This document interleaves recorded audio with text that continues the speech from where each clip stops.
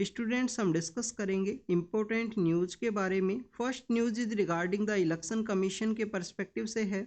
Students हमारे जो election commissioner हैं उनके द्वारा जो रेजिग्नेशन है उसको सबमिट किया गया है। आप देखिए कि इलेक्शन कमीशन के द्वारा जो रेजिग्नेशन है वो सबमिट किया जाता है प्रेसिडेंट को, और प्रेसिडेंट मैम के द्वारा भी इनका जो रेजिग्नेशन है उसको एक्सेप्ट किया गया। स्टूडेंट्स आपको यहाँ पे इलेक्शन कमीशन के बारे में जो बेसिक इन्फॉर्मेशन है वो भी आपको ज़रूर से होना चाहिए। आप देखिए कि हमारे कंट्री के अंदर डेमोक्रेसी के सर्वाइवल के लिए जो इलेक्शंस हैं जिनको कि फ्री एंड फेयर वे में जो कंडक्ट है वो किया जाता है इलेक्शन कमीशन के द्वारा, तो वो ये एक इम्पोर्टेंट ड्यूटी आपको देखने के लिए मिलती है इलेक्शन कमीशन के पर्सपेक्टिव से कि काफ़ी सारे जो इलेक्शंस हैं उनको फ्री एंड फेयर वे में इनके द्वारा जो कंडक्ट है वो किया जाता है कंट्री के अंदर में। आप देखिए कि प्रेसिडेंट का इलेक्शन हो, वाइस प्रेसिडेंट का इलेक्शन हो, हमारे जो लोकसभा के इलेक्शंस है जो आने वाले समय में कंडक्ट होने वाले हैं, इसके अलावा स्टेट लेजिस्लेटिव असेंबली के जो इलेक्शंस हैं उनको भी यहाँ पे इलेक्शन कमीशन के द्वारा ही कंडक्ट किया जाता है। इलेक्शन कमीशन एक मल्टी मेंबर बॉडी आपको देखने के लिए मिलेगा जिसके अंदर एक चीफ इलेक्शन कमिश्नर है। चीफ इलेक्शन कमिश्नर के अलावा आप देखिए कि 2 यहाँ पे इलेक्शन कमिश्नर हैं वो भी आपको देखने के लिए मिलेंगे। तो उनमें से ही एक इलेक्शन कमिश्नर है, उनके द्वारा अपना जो रेजिग्नेशन है उसको सबमिट किया गया प्रेसिडेंट मैम को, और प्रेसिडेंट मैम के द्वारा जो रेजिग्नेशन है उसको एक्सेप्ट किया गया है।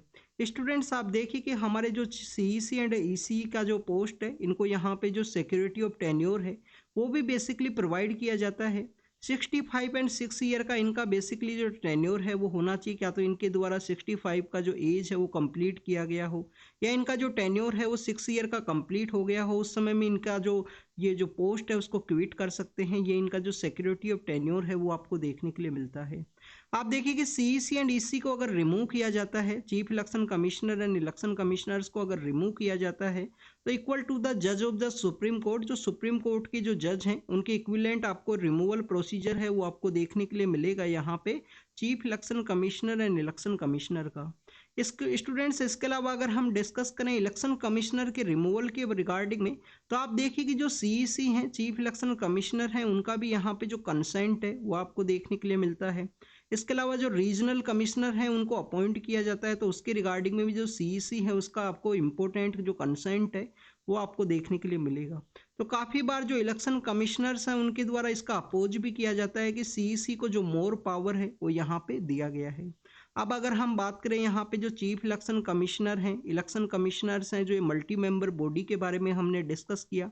आप देखिए कि अर्लियर फेज के अंदर में जो इलेक्शन कमीशन है वो एक सिंगल मेंबर बॉडी हुआ करती थी इंडिया के अंदर में, but 61st constitution amendment act के थ्रू में, जो 61st कॉन्स्टिट्यूशन अमेंडमेंट एक्ट है उसके थ्रू में यहाँ पे इसको चेंज किया गया, मल्टी मेंबर बॉडी के रूप से इसको कन्वर्ट किया गया। आप देखिए कि 61st कॉन्स्टिट्यूशन अमेंडमेंट एक्ट के अंदर क्या हुआ था, हमारे यहाँ पे जो वोटिंग का एज 21 ईयर्स हुआ करता था उसको रिड्यूस करते हुए 81 एज के अंदर में जो वोटिंग है उसके लिए अलाउ किया गया।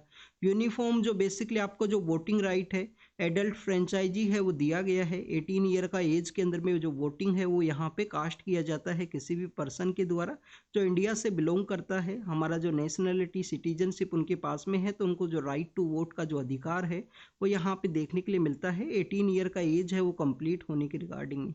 स्टूडेंट्स यहाँ पे आपको वुमेन्स का जो वोटिंग राइट है उसके पर्सपेक्टिव से भी इंफॉर्मेशन होनी है। आप देखिए कि इंडिया ने 1947 के समय जब इंडिपेंडेंस को अचीव किया गया इंडिया के द्वारा, तो इंडिया के द्वारा सभी लोगों को, चाहे वो किसी भी बैकग्राउंड से बिलोंग करता हो, चाहे उसका एजुकेशन किसी भी तरीके का हो, बस इंडिया का सिटीजन होना चाहिए, और यहाँ पे इलेक्शन जो रोल है उसके अंदर में उनको यहाँ पे एनरोलमेंट है उसको कैरी आउट करना होगा। सभी को जो वोट का जो अधिकार है वो दिया गया था। आप देखिए कि काफ़ी सारे जो वेस्टर्न कंट्रीज हैं, चाहे अगर हम बात करें यूनाइटेड स्टेट ऑफ अमेरिका के बारे में, या काफ़ी सारे जो अदर वेस्टर्न कंट्रीज है, वहाँ पे आपको 1912 के समय में एक सफरेज मूवमेंट है वो देखने के लिए मिलता है। वुमेन्स के द्वारा प्रोटेस्ट किया गया था कि हमको जो वोटिंग का जो राइट है वो दिया जाए। यहाँ पे 1912 से लेकर 1914 तक एक सफरेज मूवमेंट है वो आपको देखने के लिए मिलेगा वुमेन्स का जो वोटिंग राइट है उसके रिगार्डिंग में। तो आप देखिए कि यहाँ पे वोटिंग का एज को रिड्यूस किया गया था 61st कॉन्स्टिट्यूशन अमेंडमेंट एक्ट के थ्रू में, और इस वोटिंग की एज को रिड्यूस करने के साथ ही हमारा जो chief election commissioner and election commissioners का जो पोस्ट है उसको क्रिएट किया गया उस 1989 के समय में। बाद में इस पोस्ट को फिर से सिंगल मेंबर बॉडी कर दिया गया था। फिर बाद में आप देखिए कि 73rd and 74th constitution amendment act के थ्रू में जो अर्बन लोकल बॉडीज है उनको यहाँ पे कॉन्स्टिट्यूशनल स्टेटस है, Panchayati Raj institution and urban local bodies को जो कॉन्स्टिट्यूशनल स्टेटस है वो दिया गया। उसके बाद में आपको जो इलेक्शन कमीशन है वो मल्टी मेंबर बॉडी के रूप से देखने के लिए मिलेगा।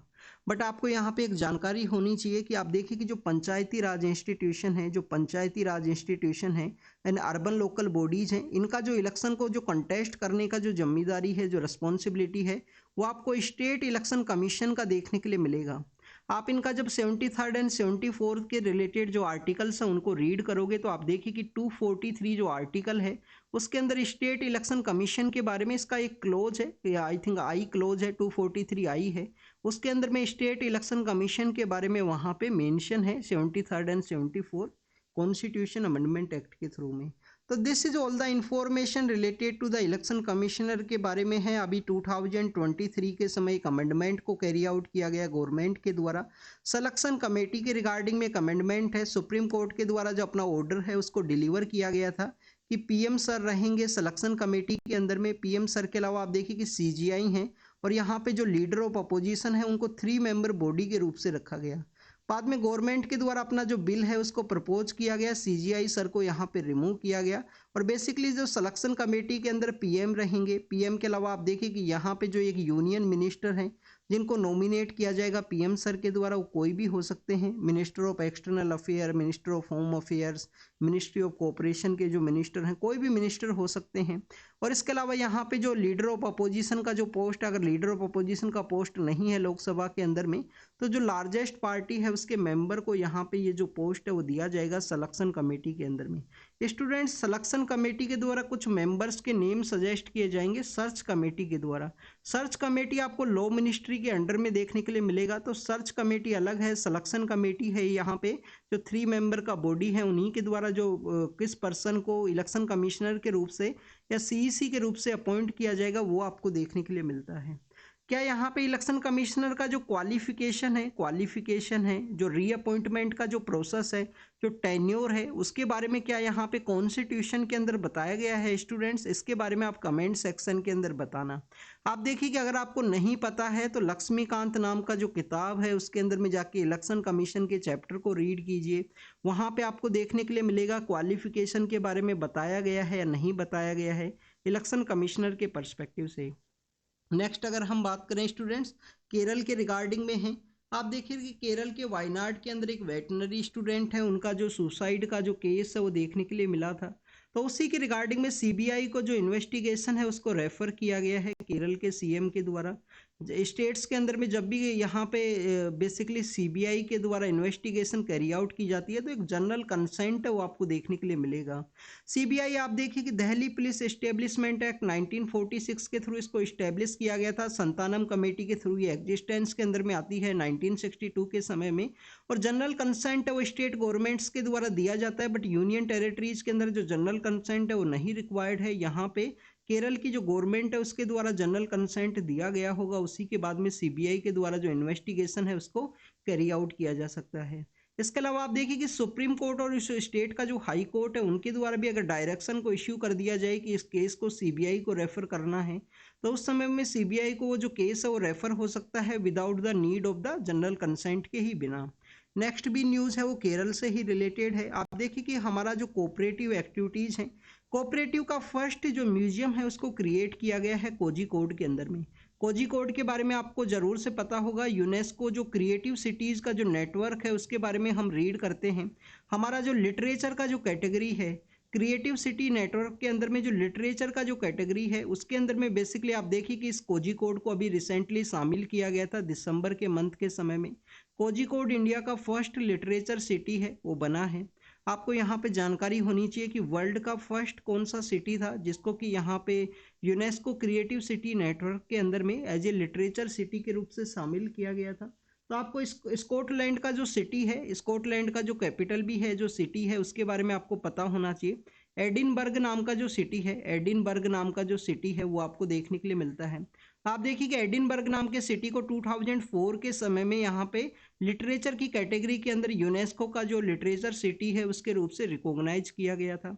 जब भी हम केरल के बारे में रीड करते हैं तो आपको काफ़ी कुछ ऐसे एरियाज हैं जिनके बारे में काफ़ी बार आपको सजेस्ट किया गया है कि आपको रीड करना है। यहाँ से काफ़ी सारे जो सिटी हैं उनका नेम आपको के ऊपर देखने के लिए मिलेगा। आप देखिए कि खासरगोड है, कोझिकोड है, खासरगोड है, कोझिकोड है, कोलम नाम की सिटी है। कोलम के अलावा आप देखिए कि यहाँ पे आपको कोटायम नाम की जो सिटी है जहाँ पे रबर बोर्ड ऑफ इंडिया का हेडक्वार्टर है। रबर बोर्ड ऑफ इंडिया का हेडक्वार्टर है कोटायम के अंदर में। कोटायम के अलावा आपको जो कोच्चि नाम की जो सिटी है वो भी आपको यहाँ पे देखने के लिए मिलेगी। तो काफ़ी ऐसी सिटीज़ है जिनका जो नेम है वो आपको के वर्ड के साथ में, यहाँ पे के जो अल्फ़ाबेट है उसके साथ में देखने के लिए मिलता है। Next is regarding the defence का मैन्युफैक्चरिंग के पर्सपेक्टिव से है। आप देखिए कि हमारा जो इंडिजीनियस जो डिफेंस का जो मैन्युफैक्चरिंग को कैरी आउट किया गया उसके रिगार्डिंग में यहाँ पे पावर का जो basically fire power demonstration exercise है उसको कंडक्ट किया जाएगा पोखरण के अंदर में, जिसको यहाँ पे नाम दिया गया है भारत शक्ति के बारे में। शक्ति मीन्स हमारा जो मैन्युफैक्चरिंग के रिगार्डिंग में जो इंडिजीनियस वेपन्स है जिनको हमने डेवलप किया है उसी को बेसिकली डिफेंस फोर्सेज के द्वारा यहाँ पे शो किया जाएगा पोखरण की एक्सरसाइज के रिगार्डिंग में। आपको पोखरण के पर्सपेक्टिव से, जो पोखरण का जो एरिया है राजस्थान के वेस्टर्न पार्ट के अंदर सिचुएटेड है, काफ़ी सारी जो डिफेंस का जो एक्सरसाइज है वो आपको यहाँ पे देखने के लिए मिलती हैं। काफ़ी सारी जो डिफेंस की एक्सरसाइज है वो कंडक्ट होती हैं। आप देखिए कि इंडिया के द्वारा 1973 के समय में, 1973 के समय में और 1919 के समय में यहाँ पे जो न्यूक्लियर टेस्ट है उनको कंडक्ट किया गया था। फर्स्ट न्यूक्लियर टेस्ट को हमने जो लाफिंग बुद्धा है उसका नाम है वो दिया गया था। सेकंड को ऑपरेशन जो शक्ति है, मिशन शक्ति है, वो आपको देखने के लिए मिलता है। आप देखिए कि फर्स्ट इंडिया के जो यहाँ पे जिस तरीके से न्यूक्लियर टेस्ट को कंडक्ट किया गया उसके बाद में जो एनएसजी है, national security group, nuclear supplier group है, वो एग्जिस्टेंस के अंदर में आता है। इंटरनेशनल जो एनर्जी एजेंसी है वो भी आपको देखने के लिए मिलता है उसी समय में। इंटरनेशनल एनर्जी एजेंसी क्या है स्टूडेंट्स? ओईसीडी के जो कंट्रीज हैं, ओईसीडी के जो कंट्रीज हैं उनके द्वारा बेसिकली इंटरनेशनल एनर्जी एजेंसी को इस्टेब्लिश किया गया था।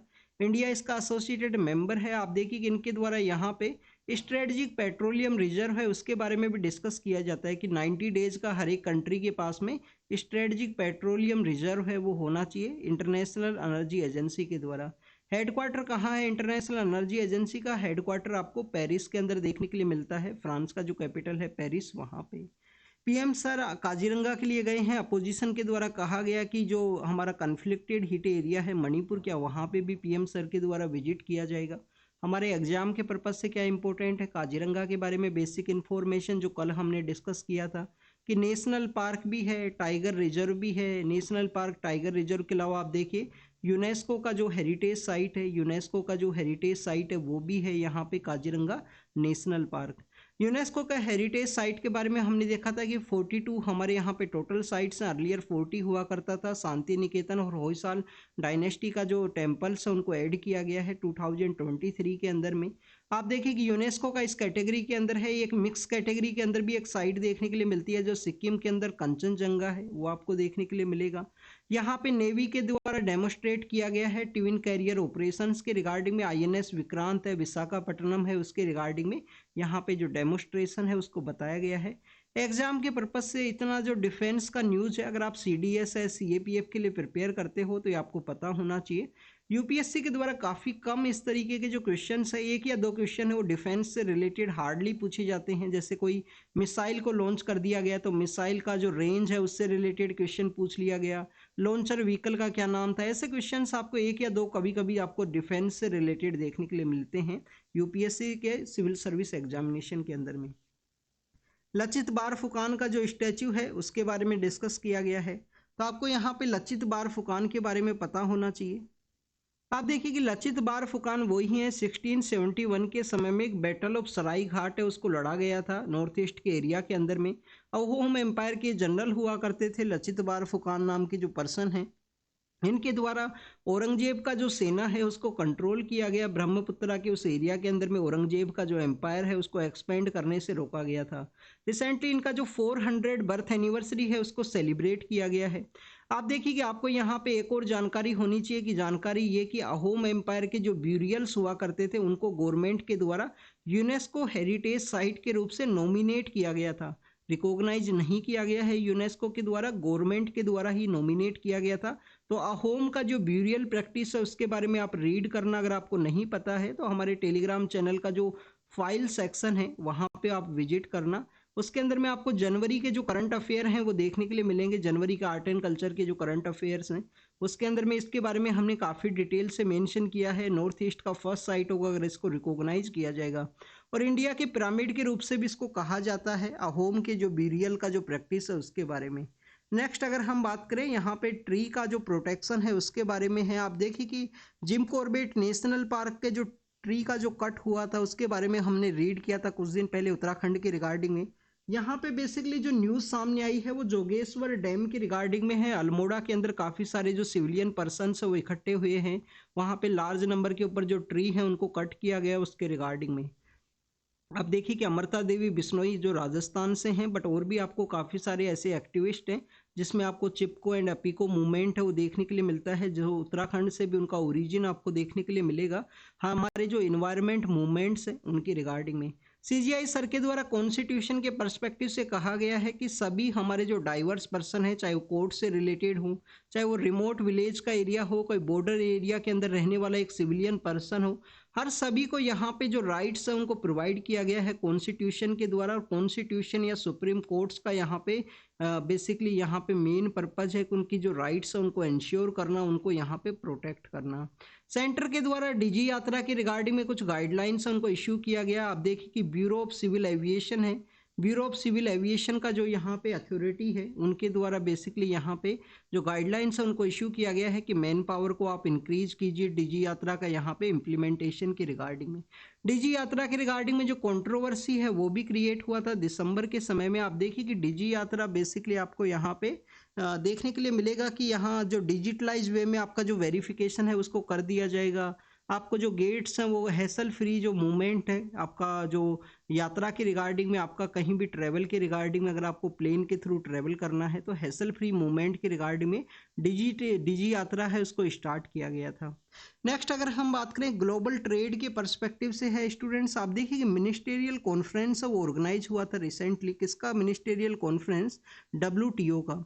WTO कब इस्टेब्लिशमेंट में आया स्टूडेंट्स? ये आपको 1995 के समय देखने के लिए मिलता है। आप देखिए कि अर्लियर फेज के अंदर में इसका जो डिफरेंट बॉडी है वो हुआ करता था, बट 10 ईयर की रिगार्डिंग में उर्गवे राउंड ऑफ कॉन्फ्रेंस वो चलती हैं, उर्गवे राउंड ऑफ डिस्कशन है वो चलता है। उसी के बाद में आपको 1995 में WTO है उसका एग्जिस्टेंस आपको देखने के लिए मिलेगा।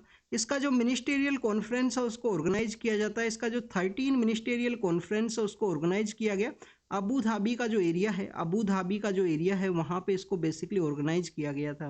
मिनिस्टेरियल कॉन्फ्रेंस के अंदर में काफ़ी कुछ डिस्कशन है वो देखने के लिए मिलता है। ट्रेड के रिगार्डिंग में यहाँ पे बात किया गया, प्रेजेंटली जो ट्रेड है वो डिटोरेटिंग सिचुएशन के अंदर में है।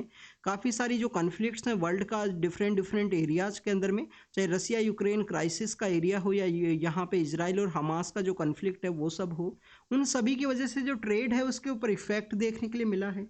इस मिनिस्टेरियल कॉन्फ्रेंस के अंदर में आप देखिए कि जो डिस्प्यूट सेटलमेंट सिस्टम है, जो डिस्प्यूट सेटलमेंट सिस्टम है उसके बारे में डिस्कस किया गया है कि डिस्प्यूट सेटलमेंट सिस्टम को यहाँ पे इम्प्लीमेंट किया जाएगा, चाहे वो यहाँ पे जो लिस्ट डेवलपिंग कंट्रीज है उनके रिगार्डिंग में हो या किसी भी हाई जो डेवलपिंग कंट्रीज है उनका जो डिस्प्यूट है उसका सेटलमेंट मैकेनिज्म है उसको यहाँ पे इस्टेब्लिश किया जाएगा। इसके अलावा आप देखिए कि जो इंडिया का जो कंसर्न है वो पब्लिक स्टॉक का जो बेसिकली प्रोग्राम है कि जो यहाँ पे जो भी हमारा एग्रीकल्चर का जो प्रोडक्शन है उसके स्टॉक के रिगार्डिंग में जो बेसिकली आपको एक अपोजिशन देखने के लिए मिलता है। इंडिया का जो एग्रीकल्चर सब्सिडी है उसके रिगार्डिंग में भी यहाँ पे जो डिस्कशन है उसको किया गया था। हमने एडिटोरियल्स के अंदर में इसके बारे में काफ़ी बार रीड किया है। नेक्स्ट फ्रांस के बारे में है। आप देखिए कि फ्रांस ऐसा फर्स्ट कंट्री बना है वर्ल्ड के अंदर में जिसके द्वारा बेसिकली कॉन्स्टिट्यूशन के थ्रू में अबॉर्शन राइट है उनके बारे में बताया गया है। अबॉर्शन राइट के बारे में बताया गया है। यूरोपियन यूनियन के काफ़ी सारे ऐसे कंट्रीज है जहाँ पे अबॉर्शन के रिगार्डिंग में प्रोविजंस आपको देखने के लिए मिलते हैं, बट आप देखिए कि फ्रांस के अंदर में कॉन्स्टिट्यूशन के अंदर में मेंशन किया गया है अबॉर्शन राइट के बारे में। इंडिया के अंदर में अबॉर्शन सिस्टम क्या है, मैटरनिटी जो यहाँ पे मेडिकल टर्मिनेशन और प्रेगनेंसी आपको देखने के लिए मिलता है।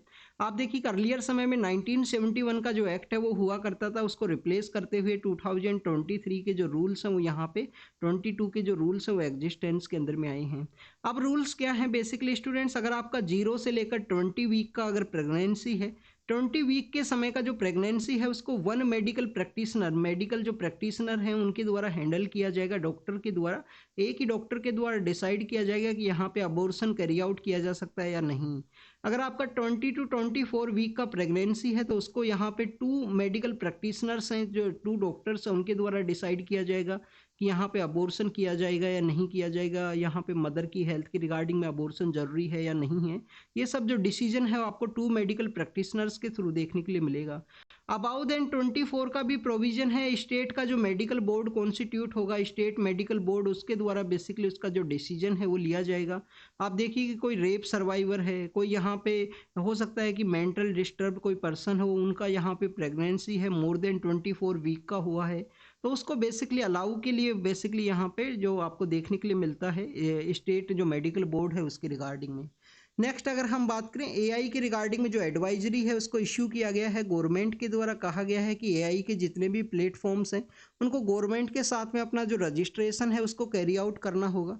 अभी रिसेंटली एआई के काफ़ी सारे जो मिसयूज हैं वो सामने आए हैं स्टूडेंट्स। एआई के जो मिसयूज हैं वो आपको डीप फेक की रिगार्डिंग में भी आपको देखने के लिए मिलते हैं।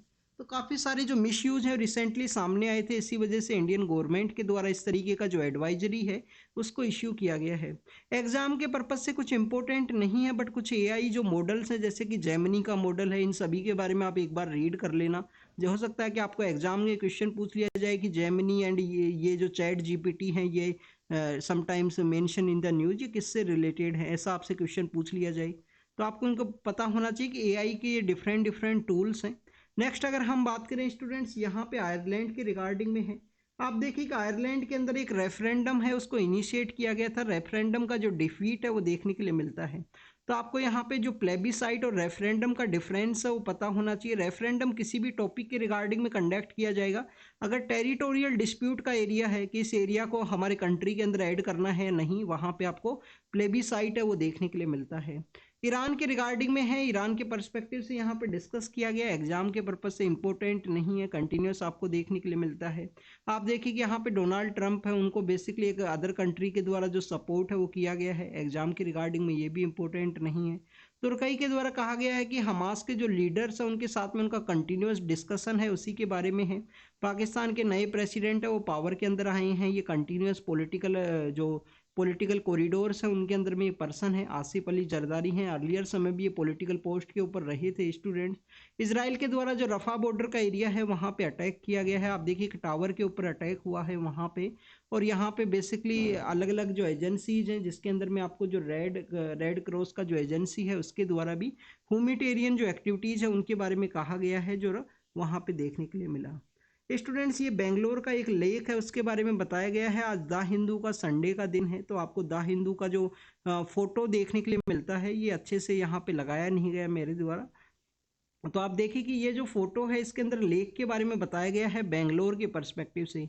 बेंगलोर सिटी किसके द्वारा इस्टेब्लिश किया गया था स्टूडेंट्स? केम्पे गौड़ा नाम के एक पर्सन हुआ करते थे। नाडा प्रभु केम्पे गौड़ा नाम के एक पर्सन है। नाडा प्रभु केम्पे गौड़ा नाम के एक पर्सन है, उनके द्वारा इसको बेसिकली केम्पे गौड़ा नाम की जो पर्सन है उनके द्वारा इसको इस्टेब्लिश किया गया था। विजयनगर के एक चीफ टेन हुआ करते थे नाडा प्रभु केम्पे गौड़ा, उनके द्वारा आप देखिए कि बेंगलोर जो सिटी को इस्टेब्लिश किया गया था। काफ़ी सारी जो लेक्स हैं, काफ़ी सारे जो गार्डन्स हैं यहाँ पे इस्टेब्लिश किए गए थे। इनका जो स्टैच्यू है वहाँ का जो एयरपोर्ट है उसके ऊपर भी आपको देखने के लिए मिलता है। आप देखिए कि इसी सिटी के अंदर में अभी प्रेजेंटली ड्रोट का सिचुएशन है। ड्रोट का सिचुएशन इस वजह से है मानसून का फेलियर हुआ है, कंटिन्यूस जो वाटर है वो रिसीव नहीं हुआ है कर्नाटका के बेंगलोर के इस एरिया को। तो यहाँ पे एक बेसिकली जो लेक है उसके बारे में बताया गया है कि कैसे काफ़ी सारी जो माइग्रेटरी स्पीसीज हैं यहाँ पे विजिट के लिए आए हैं, और बेंगलोर में कंटिन्यूस ड्रोट का सिचुएशन है। बेंगलोर का जो ड्रोट है उसको साउथ अफ्रीका के एक काफ़ी बिग सिटी के साथ में कंपेयर किया जाता है काफ़ी बार। आप देखिए कि वहाँ पे भी जो केप टाउन नाम का जो सिटी है वहाँ पे बेसिकली आपको जो ड्रोट का सिचुएशन है वो देखने के लिए मिलता है। तो this is all the information related to the today's newspaper. आप इसको रीड कीजिए, रिवाइज कीजिए। अगर हम बात करें इस लेक के बारे में जो बेंगलोर के अंदर है, तो स्टूडेंट्स ये आपको बेसिकली डोडा कल्ला सेंड्रा नाम का जो लेक है वो देखने के लिए मिलता है, जो सिचुएटेड है बेंगलोर सिटी के अंदर में। तो thank you students, thank you very much.